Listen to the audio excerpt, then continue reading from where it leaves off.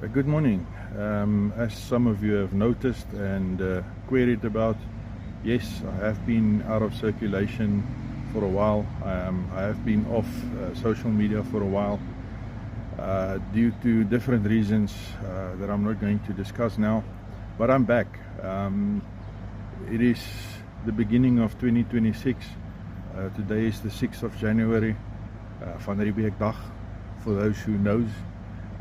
So yeah, we can blame Van Riebeeck for what is about to follow. But yeah, I'm back, and I will be starting the process again of getting into prepping and sharing my experiences and some of my knowledge with those who are interested. Yeah, so that's just a good morning and welcome back.